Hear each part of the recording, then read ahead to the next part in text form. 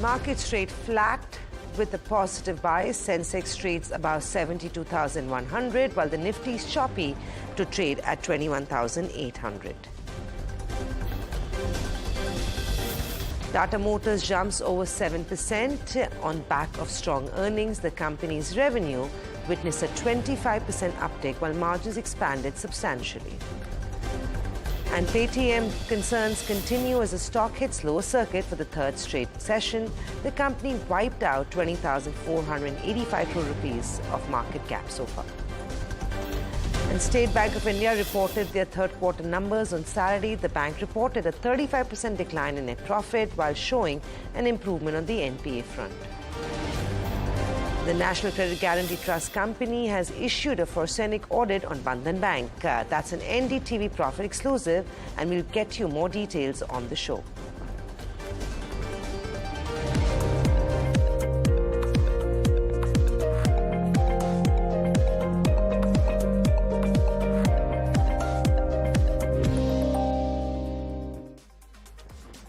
Well, those are the top headlines we are tracking at 10:30 a.m. The markets, remember, looking a little lukewarm after being very, very volatile with a very clear positive bias on Friday.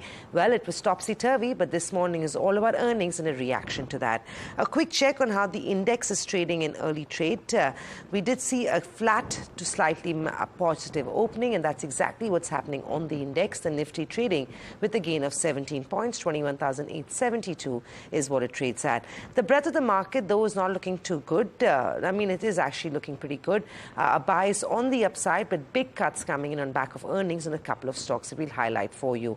On the gaining side, you have Tata Motors that is stealing the show. Strong set of earnings being posted. Brokerages seem optimistic, and it seems like the road ahead looks very, very promising. Fourth quarter expected to be seasonally a better quarter than what the company has already posted. Remember, Tata Motors has been the best performing counter of 2023, and it's no different at the start of 2024. Recently overtook the market cap of Maruti Suzuki, and the outperformance on the counter continues with a 7% up move in trade this morning. OMCs continue to look good. BPCL again pulling out 4.5% gains in trade this morning. It was one of the top performing counters on Friday, and it's no different this morning either. PSUs are the focus. Coal India is up 3.5%. ONGC is also looking good. So OMCs as a pack are having quite a field day in trade this morning. Apart from that, you've got M&M, NTPC, Adani Ports, Adani Group companies on the Nifty 50, all trading with a clear positive bias. IT not doing too badly either. Pharma and auto also having a positive session. On the sell side, weak set of numbers on UPL, and the stock gets a thumbs down, 7.5% cut on UPL this morning. Apart from that, you've got Bharti Airtel, HDFC Bank, that's once again trading flat with a negative bias. Ultratech Cement, Titan Company. So banks still continuing to be absent in today's trade. Remember, leadership from Bank Nifty is going to be critical for the Nifty's next leg of rally. And across the broader market space, you've got lots of other movers and shakers. Paytm continues to see a 10% cut in trade this morning. Bank of India is seeing some weakness. You've got EIL, Devyani International, Rail Vikas, IRFC, all seeing cuts of 3 to 4% each. On the gaining side, UCO Bank is up quite sharply with a 10% up move. So PSUs across the board, like I said, are looking pretty good in the sun. IOB also trading with a gain of 8.5 to 9%. Central Bank of India, IDBI, IOC, to name a few, are having a pretty good session. So that's pretty much the picture. The Wix index has also declined a little bit in trades. That could be a little more comfort coming in for the street. The long-short ratio has actually increased from 22 to 32.5% as FPIs turned net buyers on Friday, cutting out short positions and building fresh long positions. So those are a few factors that may potentially contribute to the next up move for the markets. But moving on from the markets to an NDTV Profit exclusive, the National Credit Guarantee Trust Company has issued a forensic audit on Bandhan Bank. Pragati Oberoi joins in with more details on this. Pragati, what are your sources telling you? Bandhan Bank in focus this morning. Yes, Samina, you're absolutely right. Bandhan Bank is on our focus because the Bandhan Bank's credit guarantee portfolio, which is worth 23,300 crore rupees, is under the forensic audit. Now, according to an internal document circulated by the trust, we know that Bandhan Bank's entire credit guarantee portfolio is under this forensic audit. The catchword here is forensic because when an organization like NCGTC conducts such an audit, it usually does when there are suspicions of malice, like evergreening of loans or creation of fictitious accounts. Now, on 9th Jan, that's where the context of this entire story lies. On 9th Jan, Bandhan Bank told the exchanges that NCGTC was conducting a detailed audit of just the CGMFU portfolio for FY21 specifically for the second tranche of the CGFMU claim. But as we reviewed the document, we got to know that the audit or the forensic audit is not just for this one claim or this one tranche. The review includes the entire portfolio, and this has CGFMU lending worth 20,800 crore rupees to 29 lakh borrowers and 2,500 crore rupees ECLGS loan to 22 lakh entities. And the periods under review are also bifurcated and not exactly as per what the bank told exchanges. The periods under review are CGFMU for FY21 for 5.5 lakh borrowers when they became NPAs, and ECLGS from May 2020 to June 30, where 7.55 lakh borrowers were classified as NPAs. Another interesting bit here is that our sources told us that NCGTC initially conducted a preliminary audit in late 2023, but they had their concerns, and this is why they initiated the entire forensic audit. While both the portfolios in their entirety are under this forensic audit, we know that the focus remains of 4.9 lakh borrowers which have been classified as NPAs. That's what sources are telling us, because they're trying to exactly identify that who are these 4.9 lakh borrowers who have not repaid these amounts. That's the NDTV Profit exclusive for you. We'll bring you more updates as and when we have them. Thank you for that, Pragati. That is the big story. The stock under pressure, down 2.5% as we see it. We're now joined by Aditya Arora, who will be joining us to take us through his, of course, topics, and Vinay Rajani. Vinay, good morning. Thanks. And Aditya, thanks for joining us. Vinay, I'll start with you first. What are you making on the Nifty? What sort of a trade would you be recommending? We did make an intraday life high on Friday. Also saw the long-short ratios improve from 22 to 32.5% with FIs cutting short positions and initiating fresh longs. Would you go long on the index this morning since there is an opportunity of sorts?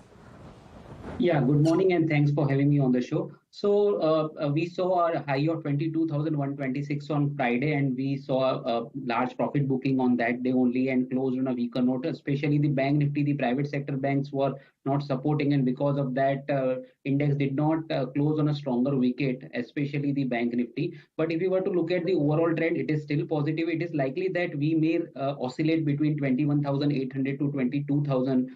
So 21,800 is a technical support, and 22,000 is a strike price where we have been witnessing some call writing happening. So unless we see a decisive close about 22,000, Nifty may remain into consolidation zone. So I don't see any momentum coming back in the market as of now. Stock specific action may continue while benchmark indices will remain in the range. So broader range for next couple of sessions, I believe 21,800 to 22,000 for the Nifty, with the overall bias on the positive side only because the primary trend has been bullish and Nifty hit all-time high just on a Friday. So there is no negative sign, but the kind of result season, we are passing through the result season, so many results are going to affect the overall benchmark indices. So I would suggest that better to take a buy on dips kind of trading in the Nifty. So if it comes down to 21,800, there could be a possibility of going long. So at that point, you can keep a stop loss of 100 points and aim for the target of 22,000.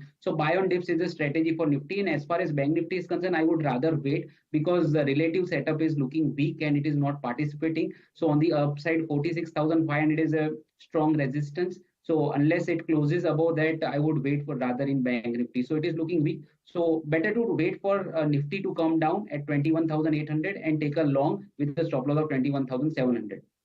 Right. Wait for the Nifty to come down to 21,800 before initiating fresh longs. Aditya, how do you feel about the index? Would you consider going long, or do you expect the markets to remain sideways at least for the next few days? Very good morning. I think as per our system, which follows Bollinger Band and range trading setup, so as per that, we have hit the upper range of the channel And at this point, markets are taking resistance from the resistance point wherein we saw a steep correction in Nifty on Friday. And today, Bank Nifty is also showing some sluggishness. So we think the bias is on the downside. And if we look at the large caps like L&T, which came with poor results, SBI also came with poor results.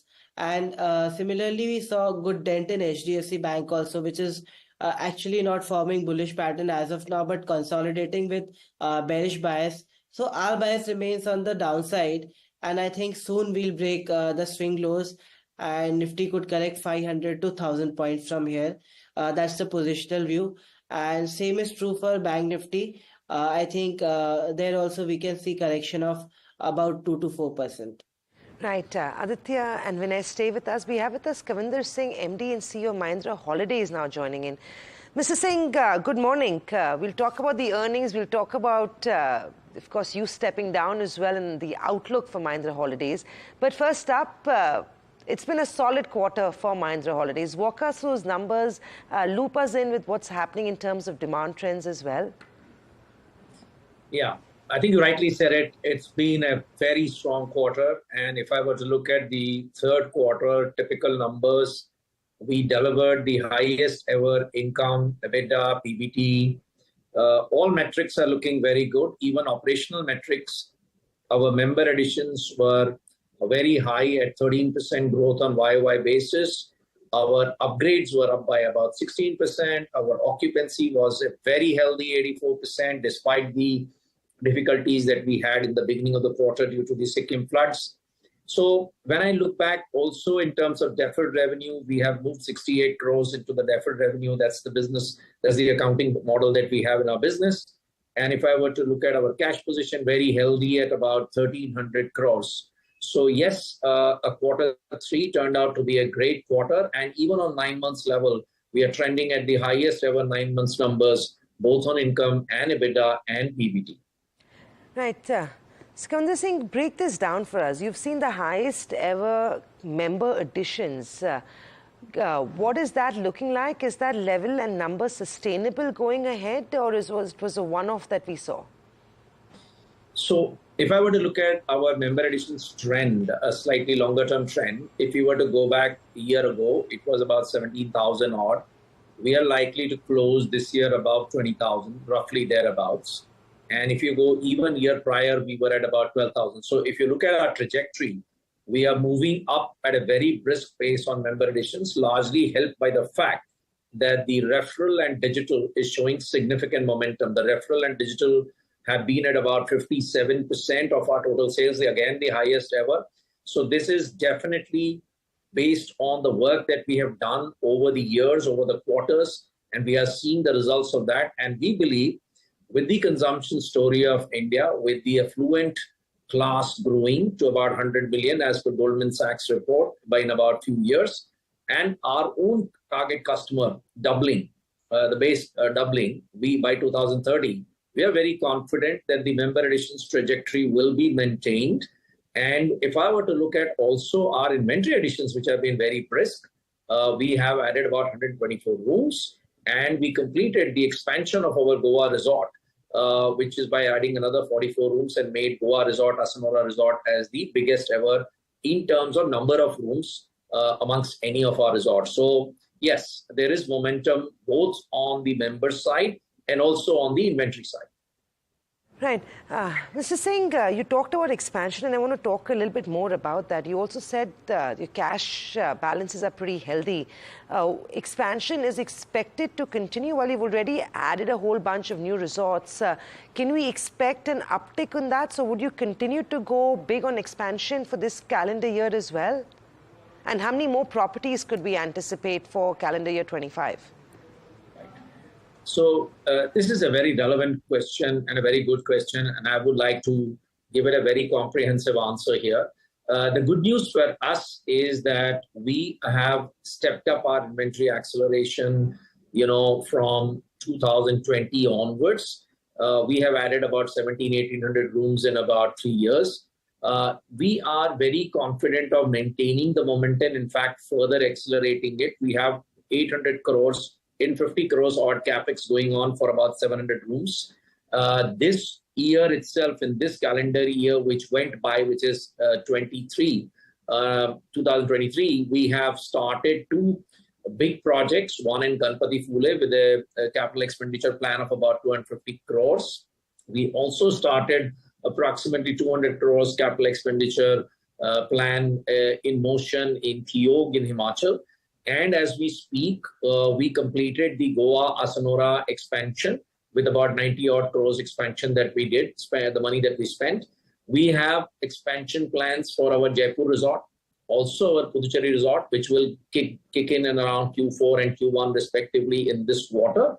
So when I look at our momentum in terms of inventory additions, we have gained significant momentum. I have gone on record that we have about 800 crores of capex at play.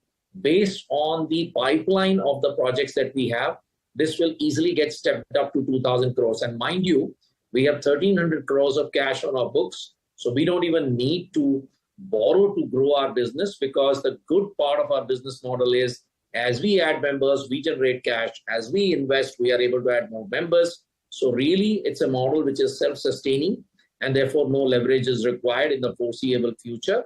And I'm very confident that the stepping up of the capex that we have already put in motion, you will begin to see the momentum even more in this calendar year and beyond. Mr. Kavinder Singh, we're short of time, but I can't not ask you about the management change. I know there are a couple of, sections of people who are a little concerned. After 9 years at the top of affairs of Mahindra Holidays, you've decided to move on. Anything on transition? Anything that could soothe nerves if there's anybody concerned with this change? Yeah. First of all, I would like to confirm that I am looking at the next phase of my professional journey. It's been amazing, magical years, 9.5 years at Mahindra Holidays. Mahindra Holidays has become a $1 billion market cap company. When I joined the company, it was just about $200 million. We have now about 100 plus resorts. We have 2.93 lakhs odd members. When I came into about 1.5, 1.6 lakhs. It's been an amazing journey, obviously supported by the team that we have at Mahindra Holidays. So we have a very strong and robust leadership team. So in my view, there is no concern. In fact, I personally feel I'm leaving on a high. And obviously, one could have continued and taken on to the next level, as I outlined the plans that we have made. Having said that, there are times in life when you look at whether there is something that you would like to do something different. I am industry agnostic in my career. I have worked in non-hospitality sector as well as you know, now in hospitality. So again, I'm looking at my next phase of professional journey, which will be unveiled soon. And the moment that comes through, you will be the first one to know. And I'm very happy that Manoj Bhatt, my colleague of GEB, has will take over rather on 17th May. And we have depth of talent. And I'm very happy for the support that I got during my 9.5 years from the entire Mahindra group, Anisha, Mr. Anand Mahindra, and everyone else. So it's been an amazing journey. I mean, I'm super happy here. I'm super happy to move on as well. Wow, that was 9 years in a nutshell. But Singh, good luck with your next stint. I'm certain it will be as successful, if not more successful than this one. And we'd love to know more in a few months from you. Until then, good luck and congratulations on a good quarter for Mahindra Holidays. On that note, we'll slip into a break. We'll come back, continue our conversation with Aditya and Vinay, and put the focus back on the F&O space.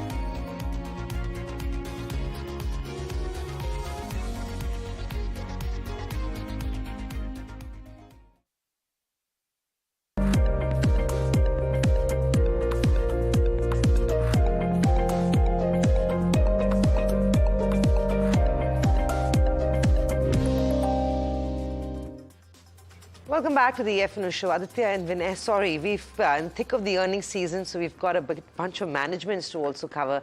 But Aditya, I'll come to you. Your top trades this morning.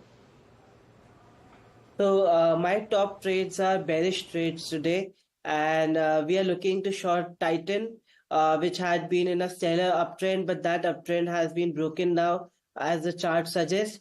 So over there, we must sell 3,000. We can sell 3,700 call, which is trading at 52. Stop loss must be 100 and target is 0. And second one, Indigo. Over there also we find stock struggling to cross resistance level. So over here, 3,400 call can be shorted at 43. Stop loss 79 and target 0. So both the stocks have a neutral to bearish trend. So that's a short call coming in from Aditya. Vinay, what about you? What are your top recommendations today on the show? So I would be recommending two trading long recommendations. First would be from the PSU space, which is NTPC trading at its all-time high. So despite the, not despite, but in fact, after the weak result, supply got absorbed and stock continued its uptrend. So looking at the overall trend, the kind of consolidation breakout we have seen on the chart, I think this PSU rally may continue to give good returns for the traders. So NTPC February future, one can go long at 336. 330 should be the trading stop loss. On the upside, 344 is the target. The second pick is from the auto space. We have seen a fresh breakout in auto index on Friday, and I see some strength coming back in auto and momentum coming back in auto space. So Exide industry looks good from the space. So Exide industry February future, one can go long with a, at 347 with a stop loss of 342, and on the upside I'm expecting a target of 357. So basically these two trades can be taken with a strict stop loss, which I have mentioned. Right. Vinay, you didn't mention Tata Motors while we talked about the auto pack. It's been one of the best performing counters of 23. It's been a very strong performer all through Jan. This morning as well, reaction to numbers 7% higher. At these levels, any trade could be initiated? So it's more of a news-driven stock, but the fact of the matter, fact is that the stock is trading at its all-time high. It is leading from the front, and from the entire space, it has been an outperformer. So better not to anticipate any top on this particular stock. Better to be with a trend. And I can see recently the stock has broken out above 900, which was the previous swing high. So now previous swing high would act as a support. So I would recommend that those who are holding a long position in the Tata Motors, which is trading at its all-time high, better to keep it with a trailing stop loss. Right now the stop loss comes at 900, and if stock continues to go like this, I think traders should keep on the stop loss on trailing basis and ultimately can ride this rally. So better not to anticipate any top and keep holding a long position with a trailing stop loss of 900 as of now. Right. Aditya, any one PSU stock that you'd go long on for the Feb series? I think we wouldn't go long on any PSU counter as of now. We are actually bearish on all the PSU counters. I think the rally is pretty overextended and money could be made by shorting these stocks, and market is also overheated. So I think there's scope for 5 to 10% correction in PSU counters. So I think money is on the short side. That's my view. Right. Thank you, Aditya. Thank you, Vinay. It was great having both of you on the show. And sorry, we couldn't spend as much time as we'd have liked with both of you on back of covering a couple of earnings as well. With that, it's a wrap on the F&O Show. Stay tuned with more on the other side.